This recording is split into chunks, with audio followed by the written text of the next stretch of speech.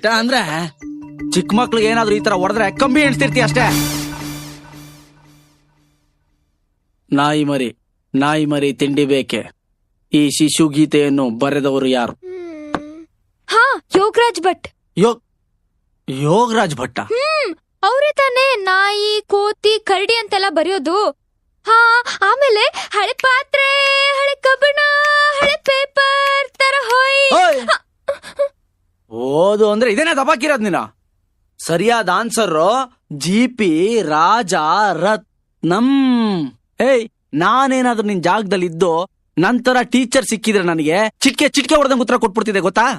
ಹಾಗಾದ್ರೆ ನಾನು ನಿಂಗೊಂದ್ ಪ್ರಶ್ನೆ ಕೇಳ್ತೀನಿ. ನಿಂಗ್ ಶಕ್ತಿ ಇದ್ರೆ ಉತ್ತರ ಕೊಡು ನೋಡೋಣ. ಕೇಳೋದೇನು? ಒಂದು ಪ್ರಾಣಿ ಇರುತ್ತೆ, ಡಿಟೋ ನಾಯಿ. ಆದ್ರೆ 3 ಕಾಲಲ್ಲಿ ಓಡುತ್ತೆ. ಯಾವ್ದಪ್ಪ?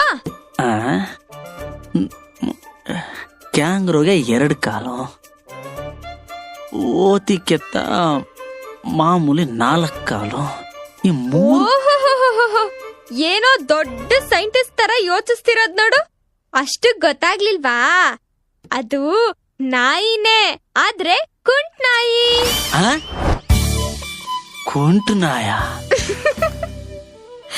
ಟೈಮ್ ಆಯ್ತು, ಮಲ್ಕೋತೀನಿ. ಇಲ್ಲ ಅಂದ್ರೆ ಅಷ್ಟೇ, ನಾಳೆ ಇಂಟರ್ವ್ಯೂನಲ್ಲಿ ತೂಗುಡಿಸ್ಬೇಕಾಗತ್ತೆ. ಕುಂಟ್ಲ ಕಡಿ ಕುಂಟ್. ಅಯ್ಯೋ, ನಜ್ಜಿ ಗೊತ್ತಾಗ್ಲಿಲ್ವೇ ಕುಂಟ್ ನಾಯಿ.